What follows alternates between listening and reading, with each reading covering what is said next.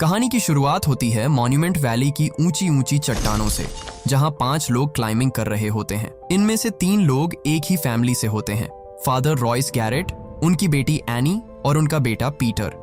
Royce एक experienced climber होता है, इसलिए एनी और पीटर भी बचपन से क्लाइंबिंग सीख चुके होते हैं। इनके साथ 2 और क्लाइंबर्स भी होते हैं, लेकिन वे रॉयस जितने एक्सपीरियंस्ड नहीं होते। सभी लोग धीरे धीरे चट्टान पर ऊपर की तरफ बढ़ रहे होते हैं। नीचे हजारों फीट गहरी खाई थी और ऊपर सीधी खड़ी चट्टान। सब कुछ नॉर्मल चल रहा होता है, लेकिन तभी आगे चढ़ रहे दोनों क्लाइंबर्स का बैलेंस बिगड़ जाता है। उनके पैर फिसलते हैं और वे सीधा नीचे गिरने लगते हैं। अब प्रॉब्लम ये थी कि 5 लोग एक ही रोप से जुड़े हुए थे। जैसे ही वे दोनों गिरते हैं, उनके वेट का झटका बाकी तीनों पर भी पड़ता है। अगले ही पल रॉयस, पीटर और एनी भी चट्टान से खिंच जाते हैं। अब 5 लोग हवा में लटके हुए होते हैं। उनकी जान सिर्फ एक रोप और ऊपर लगी एक छोटी सी हुक पर टिकी थी, लेकिन वह हुक 5 लोगों का वेट संभालने के लिए काफी नहीं थी। हवा तेज चल रही होती है और हुक धीरे धीरे चट्टान से बाहर निकलने लगती है। तभी नीचे लटके हुए दोनों क्लाइंबर्स की रोप टूट जाती है। वे दोनों सीधा गहरी खाई में गिर जाते हैं। अब रोप पर सिर्फ रॉयस, पीटर और एनी बचे होते हैं। एक पल के लिए लगता है कि शायद अब वेट कम हो गया है और तीनों बच जाएंगे, लेकिन ऐसा नहीं होता। ऊपर लगी हुक अभी भी धीरे धीरे बाहर निकल रही थी।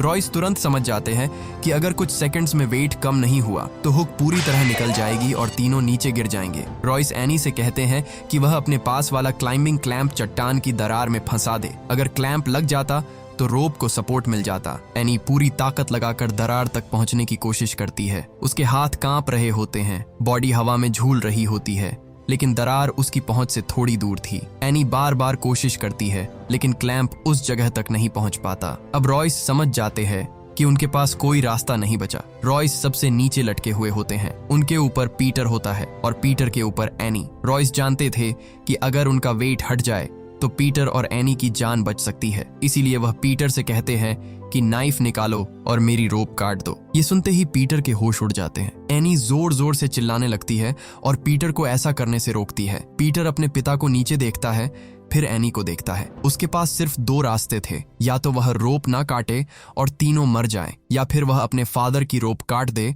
और एनी के साथ बच जाए। रॉयस बार बार पीटर से कहते हैं कि जल्दी करो, वरना तुम दोनों भी नहीं बचोगे। आखिरकार पीटर कांपते हाथों से नाइफ निकालता है। एनी पीछे से चिल्ला रही होती है। पीटर की आंखों में आंसू होते हैं और फिर वह अपने फादर की रोप काट देता है। अगले ही पल रॉयस नीचे गहरी खाई में गिर जाते हैं। उन्होंने अपनी जान देकर अपने दोनों बच्चों को बचा लिया। इस हादसे के बाद पीटर और एनी की जिंदगी बदल जाती है। इसके बाद कहानी 3 साल आगे बढ़ती है। अब पीटर माउंटेन क्लाइंबिंग छोड़ चुका होता है। वह नेशनल जियोग्राफिक के लिए फोटोग्राफर बन गया था, लेकिन अपने फादर की मौत का गिल्ट आज भी उसके साथ था। उसे लगता था कि उसके हाथों उसके पिता की जान गई। दूसरी तरफ एनी ने क्लाइंबिंग नहीं छोड़ी।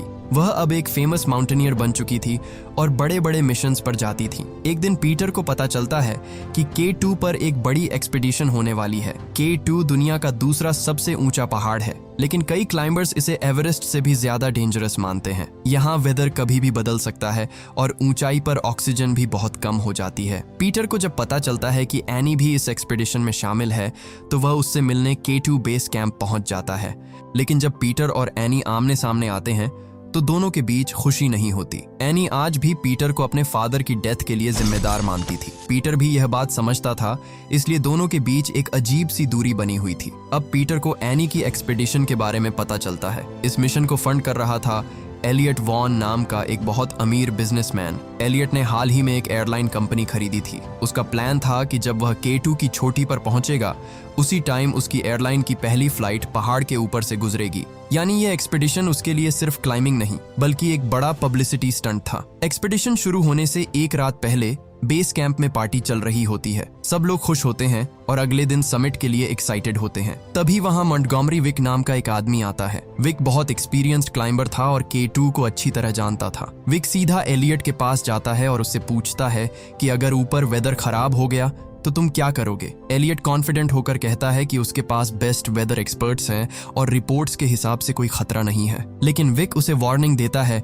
कि माउंटेन का वेदर किसी की रिपोर्ट से कंट्रोल नहीं होता। अगर स्टॉर्म आ गया तो कोई कुछ नहीं कर पाएगा। एलियट उसकी बात को सीरियस नहीं लेता। वह अपने पैसे और प्लानिंग पर बहुत ज्यादा भरोसा कर रहा था। विक समझ जाता है कि एलियट अपनी ईगो में अंधा हो चुका है और वहां से चला जाता है। अगली सुबह एलियट की टीम K2 की तरफ चढ़ाई शुरू करती है। टीम में एनी भी होती है और उनके साथ टॉम मैक्लेरन नाम का एक्सपीरियंस्ड क्लाइंबर भी होता है। शुरुआत में सब कुछ ठीक चलता है। टीम धीरे धीरे ऊपर बढ़ती है, लेकिन जैसे जैसे वे ऊंचाई पर पहुंचते हैं सांस लेना मुश्किल होने लगता है। चारों तरफ बर्फ, तेज ठंड और खतरनाक रास्ते दिखाई देते हैं। अब टीम करीब 26,000 फीट की हाइट पर पहुंच चुकी थी। तभी बेस कैंप से रेडियो मैसेज आता है। नीचे मौजूद वेदर टीम बताती है कि एक डेंजरस स्टॉर्म तेजी से उनकी तरफ बढ़ रहा है। टॉम तुरंत कहता है कि उन्हें वापस लौटना चाहिए, लेकिन एलियट पीछे हटने को तैयार नहीं होता। वह कहता है कि वे टारगेट पॉइंट से ज्यादा दूर नहीं है और स्टॉर्म शायद दिशा बदल सकता है। एनी और टॉम दोनों जानते थे कि आगे जाना खतरनाक है, लेकिन एलियट के प्रेशर की वजह से टीम आगे बढ़ती रहती है। नीचे बेस कैंप में पीटर बिनोक्यूलर्स से अपनी बहन को देख रहा होता है। उसे अपने फादर वाला हादसा याद आने लगता है। वह डर जाता है कि कहीं इस बार वह एनी को भी ना खो दे, और फिर वही होता है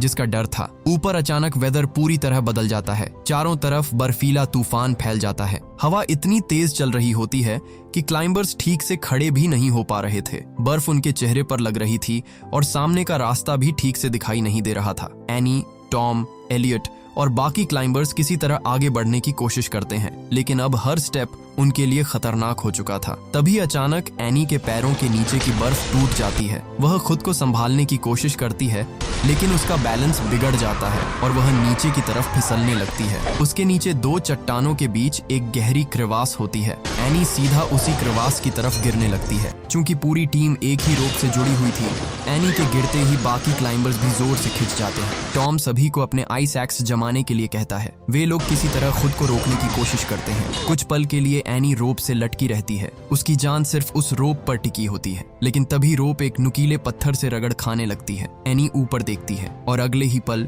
रोप टूट जाती है। एनी गहरी बर्फीली दरार में गिर जाती है। किस्मत से वह जिंदा बच जाती है, लेकिन अब वह ऐसी जगह फंस चुकी थी जहां से बाहर निकलना लगभग नामुमकिन था। ऊपर स्टॉर्म और ज्यादा खतरनाक हो जाता है। बाकी क्लाइंबर्स अभी एनी तक पहुंच भी नहीं पाते कि तभी पहाड़ के ऊपर से एक भयानक आवाज आती है। टॉम ऊपर देखता है और उसे एक बहुत बड़ी एवलांच उनकी तरफ आती हुई दिखाई देती है। कुछ ही सेकंड्स में बर्फ का वह तूफान पूरी टीम पर टूट पड़ता है। क्लाइंबर्स खुद को बचाने की कोशिश करते हैं, लेकिन एवलांच की ताकत के सामने कोई कुछ नहीं कर पाता। बर्फ और पत्थर सबको अपने साथ बहा ले जाते हैं। अब सिर्फ 3 लोग जिंदा बचते हैं, एनी, एलियट वॉन और टॉम मैक्लेरन, लेकिन वे भी सुरक्षित नहीं थे। एवलांच के बाद तीनों एक गहरी क्रेवास के अंदर फंस जाते हैं। ऊपर से दरार पूरी तरह बर्फ और आइस से बंद हो चुकी थी, यानी वे लोग पहाड़ के अंदर जिंदा दफन हो चुके थे। नीचे अंधेरा था, ठंड बहुत ज्यादा थी, ऑक्सीजन कम होती जा रही थी और बाहर किसी को ठीक से पता भी नहीं था कि वे लोग जिंदा हैं या मर चुके हैं। बेस कैंप में सभी लोग रेडियो पर कांटेक्ट करने की कोशिश करते हैं, लेकिन कोई जवाब नहीं आता। सबको लगने लगता है कि शायद पूरी टीम एवलांच में मर चुकी है, लेकिन पीटर हार नहीं मानता। वह बार बार सिग्नल चेक करता है। उसे उम्मीद थी कि एनी अभी भी जिंदा हो सकती है। तभी क्रेवास के अंदर एनी को मॉर्स कोड का आइडिया आता है। उसके पास डायरेक्टली बात करने का कोई तरीका नहीं था, इसलिए वह एक छोटे पत्थर और मेटल पीस से सिग्नल भेजना शुरू करती है। पहले बेस कैंप में किसी को कुछ समझ नहीं आता, लेकिन फिर इक्विपमेंट पर हल्का सिग्नल डिटेक्ट होता है। पीटर ध्यान से सुनता है और उसे समझ आता है कि यह मॉर्स कोड है। यह सिग्नल एनी भेज रही थी। अब पीटर को पता चल जाता है कि एनी जिंदा है, लेकिन प्रॉब्लम यह थी कि उनके पास टाइम बहुत कम था। एक्सपर्ट्स बताते हैं कि इतनी हाइट, इतनी ठंड और इतनी कम ऑक्सीजन में ट्रैप्ड क्लाइंबर्स ज्यादा देर सरवाइव नहीं कर पाएंगे। उनके पास मुश्किल से 36 घंटे हैं। अब पीटर फैसला करता है कि वह खुद ऊपर जाकर एनी को बचाएगा, लेकिन K2 पर ऐसे वेदर में रेस्क्यू मिशन करना आसान नहीं था। कोई भी क्लाइंबर आसानी से तैयार नहीं हो रहा था। तभी एलियट वॉन की कंपनी अनाउंस करती है कि रेस्क्यू मिशन में शामिल होने वाले क्लाइंबर्स को बड़ा रिवॉर्ड दिया जाएगा। रिवॉर्ड की वजह से कुछ लोग तैयार हो जाते हैं, लेकिन पीटर जानता था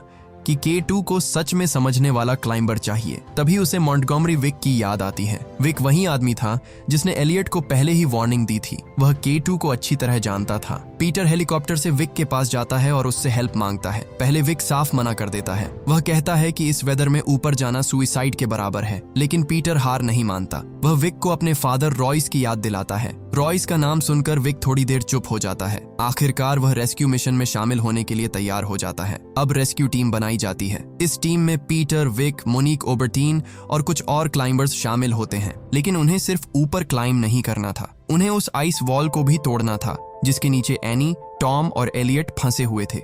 इसके लिए आर्मी से नाइट्रोग्लाइसरीन एक्सप्लोजिव्स लाए जाते हैं। नाइट्रोग्लाइसरीन बहुत डेंजरस एक्सप्लोजिव था। हल्का सा झटका, गर्मी या डायरेक्ट सनलाइट भी उसे ब्लास्ट कर सकती थी। इसलिए रेस्क्यू टीम को हर स्टेप बहुत संभल कर रखना था। दूसरी तरफ क्रिवास के अंदर एनी, टॉम और एलियट की हालत खराब होती जा रही थी। टॉम घायल था और एनी भी कमजोर हो रही थी। उनके पास थोड़ी सी मेडिसिन थी जिससे इतनी ऊंचाई पर सांस लेने में मदद मिल सकती थी, लेकिन एलियट उस मेडिसिन को शेयर नहीं करना चाहता था। वह बस अपनी जान बचाना चाहता था। उसे टॉम की हालत से कोई फर्क नहीं पड़ रहा था। एनी उसकी हरकत देखकर समझ जाती है कि एलियट अपनी सर्वाइवल के लिए किसी को भी मरने दे सकता है। इधर पीटर, विक और बाकी रेस्क्यू टीम K2 पर चढ़ाई शुरू कर देते हैं। बर्फीली हवा उनके चेहरे काट रही थी। हर कदम पर खतरा था और उनके बैग्स में रखे नाइट्रोग्लाइसरीन एक्सप्लोसिव्स किसी भी पल फट सकते थे। लेकिन पीटर के दिमाग में बस एक ही बात थी, इस बार वह अपनी बहन एनी को बचाकर रहेगा। अब रेस्क्यू टीम को अलग अलग ग्रुप्स में बांट दिया जाता है। हर ग्रुप के पास नाइट्रोग्लाइसरीन होता है ताकि ऊपर जमी हुई बर्फ और आइस को ब्लास्ट करके एनी की लोकेशन तक पहुंचा जा सके। दूसरी तरफ क्रिवेस के अंदर एनी, टॉम और एलियट की हालत खराब होती जा रही थी। अंदर बहुत ज्यादा ठंड थी, ऑक्सीजन कम हो रही थी और टॉम की हालत सबसे ज्यादा बिगड़ चुकी थी। एनी उसे संभालने की कोशिश करती है और कहती है कि रेस्क्यू टीम जरूर आएगी, लेकिन एलियट को टॉम की हालत से कोई फर्क नहीं पड़ रहा था। उसकी नजर बार बार मेडिसिन पर जा रही थी। उनके पास डेक्सामेथासोन नाम की मेडिसिन थी, इसीलिए वह एलियट को बताए बिना टॉम को अपना इंजेक्शन दे देती है। टॉम को थोड़ी राहत मिलती है, लेकिन जैसे ही एलियट को यह बात पता चलती है, वह गुस्से में एनी पर चिल्लाने लगता है। वह कहता है कि उसने मेडिसिन वेस्ट कर दी। एनी को अब साफ समझ आ चुका था कि एलियट सिर्फ खुद को बचाना चाहता है। इधर ऊपर रेस्क्यू टीम आगे बढ़ रही होती है। रास्ता बहुत खतरनाक था, चारों तरफ बर्फ थी और हर कदम पर स्लिप होने का डर था। तभी एक एक्सप्लोजिव कंटेनर डैमेज हो जाता है। पहले किसी को समझ नहीं आता, लेकिन कुछ देर बाद उसमें से नाइट्रोग्लाइसरीन लीक होने लगता है।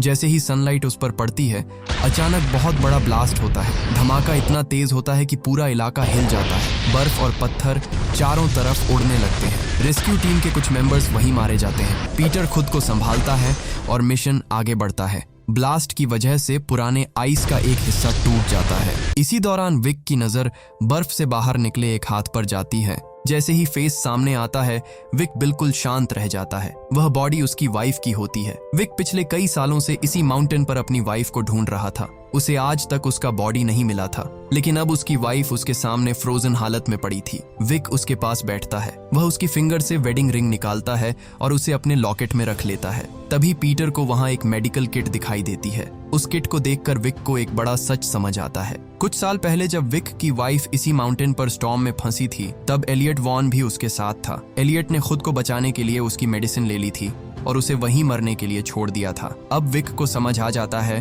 कि उसकी वाइफ सिर्फ स्टॉर्म की वजह से नहीं मरी थी, एलियट ने उसे मरने के लिए छोड़ दिया था। ये सच जानकर विक के अंदर एलियट के लिए गुस्सा भर जाता है। अब उसके लिए यह मिशन सिर्फ रेस्क्यू मिशन नहीं रहा था, उसे एलियट से अपनी वाइफ की मौत का जवाब भी चाहिए था। दूसरी तरफ क्रिवास के अंदर रात हो चुकी थी। एनी की हालत कमजोर होती जा रही थी। वह किसी तरह रेडियो पर पीटर से बात करती है। एनी बहुत कमजोर आवाज में पीटर से कहती है कि वह वापस लौट जाए। वह कहती है कि शायद वे सुबह तक जिंदा नहीं बचेंगे, लेकिन पीटर उसे हिम्मत देता है और कहता है कि वह बस थोड़ा और रुके, क्योंकि वह उसके पास पहुंचने वाला है। इसी बीच एलियट एक और घटिया हरकत करता है। एनी कुछ देर के लिए बेहोशी जैसी हालत में होती है और टॉम भी बहुत कमजोर पड़ा होता है। एलियट धीरे धीरे टॉम के पास जाता है। वह एक सिरिंज उठाता है, लेकिन इस बार उसमें मेडिसिन नहीं होती, उसमें सिर्फ एयर होती है। एलियट टॉम को वही एयर फिल्ड इंजेक्शन लगा देता है। टॉम की सांसें अटकने लगती हैं और कुछ ही पलों में उसकी मौत हो जाती है। एलियट ने टॉम को सिर्फ इसलिए मार दिया ताकि मेडिसिन कम लोगों में बंटे और उसके खुद के बचने के चांसेस बढ़ जाएं।